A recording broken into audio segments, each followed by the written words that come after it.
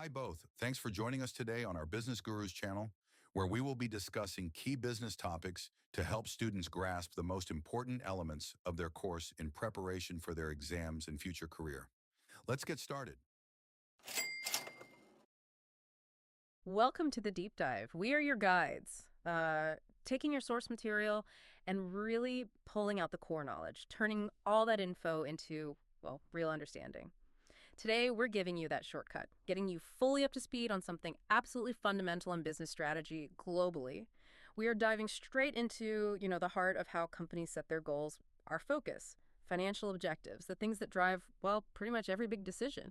And we're zeroing in on one critical metric: market share. Yes, this is truly foundational stuff. You really can't grasp business strategy without understanding these core financial metrics first. They anchor everything. And market share, it's not just for show, Yep. It's a direct measure of how you stack up against the competition, your viability, really. So we're going to nail down its precise definition today, look at why companies chase it so hard, and crucially put it in context. See where it fits in that whole business objectives framework you mentioned. Exactly. Our mission here is simple: unpack this specific financial objective so thoroughly that you walk away totally clear on what market share is, why it's basically this zero-sum game in business, and how it slots into the corporate playbook.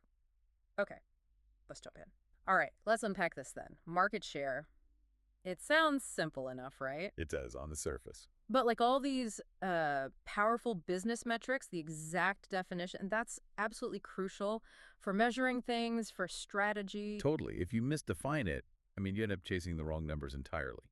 Your strategy goes off track from the start. So what's the precise definition we're working with from the source material? Okay, the source material is quite specific here. It defines market share as, quote, the portion of all available customers that will purchase their product or service over competitors.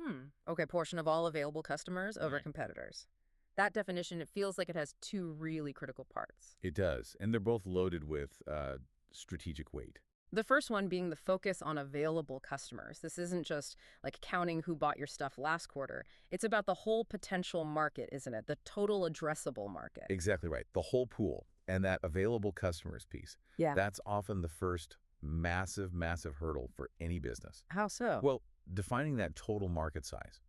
It's rarely simple. Are we talking global, regional, a tiny niche? Yeah. Get it wrong. Say you overestimate the pool. Your current share looks tiny, maybe artificially small, underestimated. And you might be, celebrating wins that aren't really that significant. Okay. So defining the boundaries of that competitive playground is step one. Your whole strategy depends on getting that right. Precisely. Got it. And the second part of that definition: securing those customers over competitors. That sounds even more intense. Yeah, it is. This isn't about playing nice, it's pure competition. You said it earlier, a zero-sum game. Absolutely. That's the core of it. The main business aim, almost universally, is to increase market share. Think about that pie chart metaphor you often see. The goal is always to make your slice bigger. Right. And in a market that isn't rapidly expanding, fundamentally, every single percentage point you gain, some competitor just lost it. Okay. That's where it gets really interesting strategically, doesn't it? If the main goal is just grabbing share from rivals, does that push companies towards maybe risky stuff, like unsustainable price cuts, or maybe even sacrificing profit in the short term just to win that race? You've hit the absolute core tension right there. That's the dilemma. While yes, the immediate pressure might trigger things like price wars, the real strategic driver, the deeper reason for seeking market share dominance, is the long-term power it gives. Long-term power. If you manage to achieve a truly dominant market share, you unlock some massive strategic advantages, things your smaller rivals just can't match. Like what, for example? What are these tangible benefits beyond just, bragging rights? Well, there are two really big ones that usually come with high market share. First, economies of scale. The classic. Right. When you command a huge chunk of the market, your production volume or your service delivery volume, it goes way up.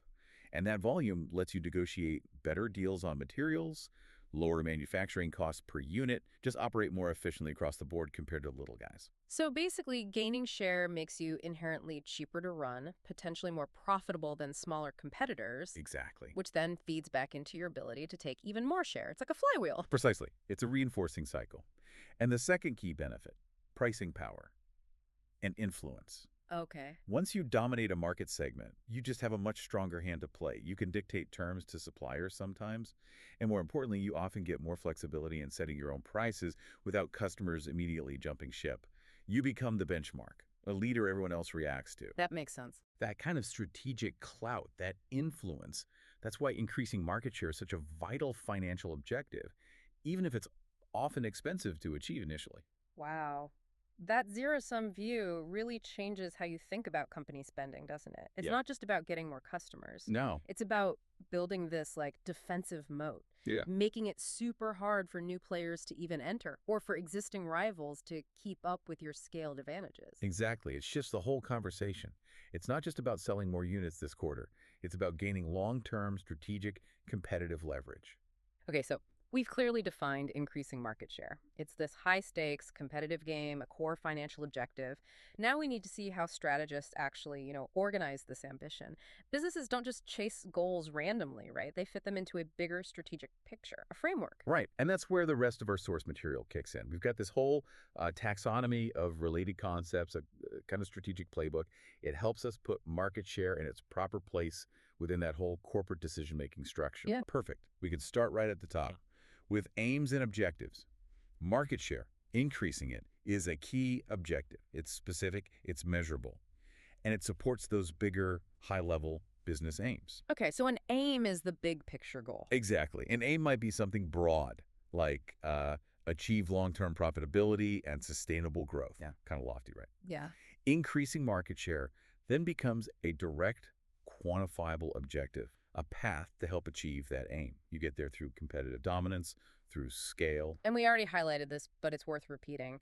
Market share falls squarely under the financial category of objectives. Yes, distinct from non-financial goals. Why is that distinction so important to make? Well, it's important because while market share is financial, you can count it. It links to revenue, competitive position.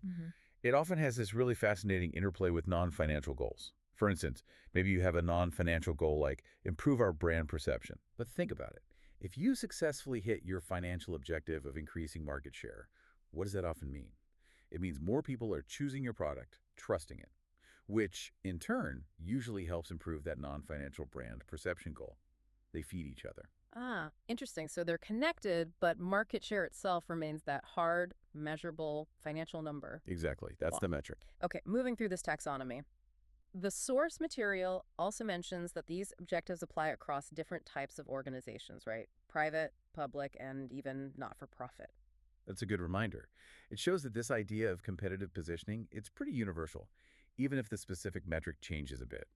For a standard private for-profit company, market share is usually about sales volume, revenue share.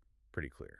For a public entity, maybe a state-owned utility, the metric might be framed differently, like share of total citizens served, or maybe operational efficiency compared to similar public bodies. Still comparison, a share. But it even applies to nonprofits. That often surprises people. How does market share work in the not-for-profit world? They aren't selling products in the same way. That's a great question. Think about it less in terms of sales and more in terms of, say, resources and influence. Imagine a not-for-profit focused on, environmental protection. They are absolutely competing, right? Competing for what, though? For a limited pool of resources, donor money, volunteer time, even political attention and influence. So their market share might be the percentage of available donor funds they capture in their area, or the percentage of community volunteer hours they secure compared to other similar charities. Ah, okay. So it's still this competition for a finite resource, a market of sorts, just not defined by profit. Precisely.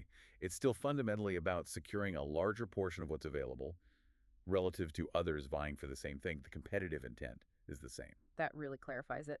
And finally, the source material brings up something that ties all these goals together. That bedrock concept for any successful goal setting. SMART. Yes, SMART, the framework that turns the general ambition, we need more market share, into something, actionable. Right. Specific, measurable, achievable, relevant, time-bound.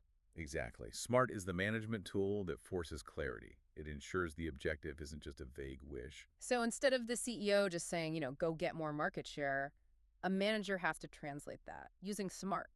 Can you give us a practical example? What does increased market share look like once it's made smart? Sure.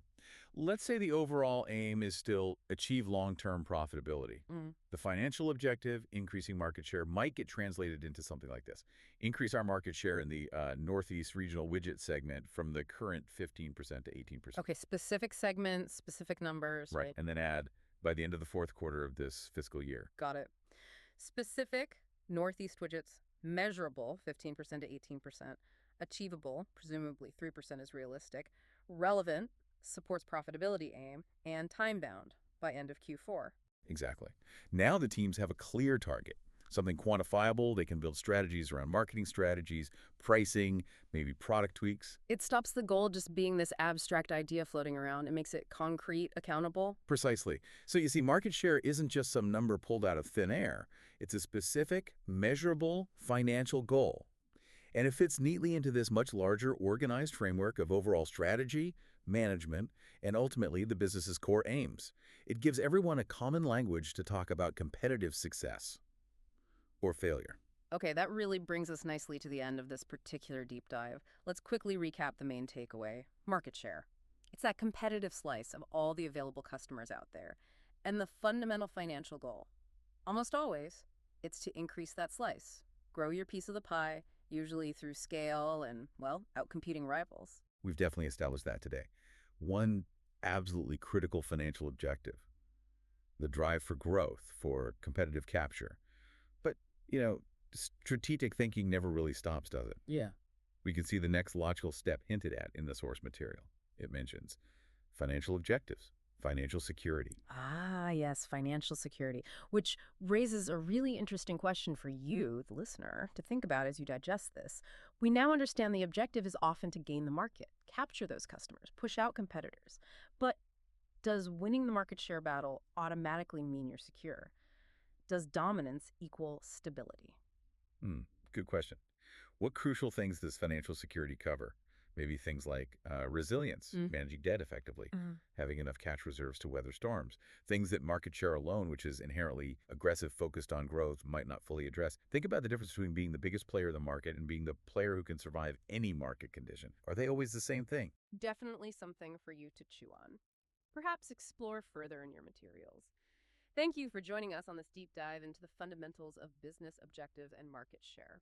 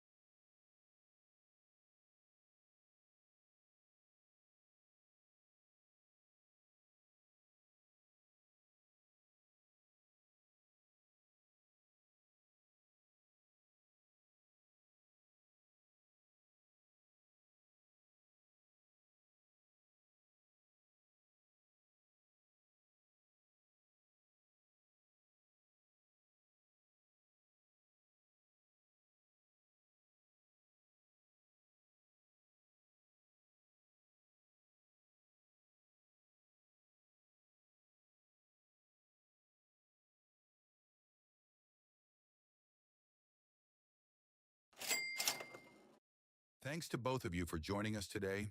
You've been listening to the Business Gurus. Let's now hand it over to you. What further questions do you have based on what we've discussed so far? Leave a comment and we'll get back to you right away. If you haven't already, hit that follow for more business tips.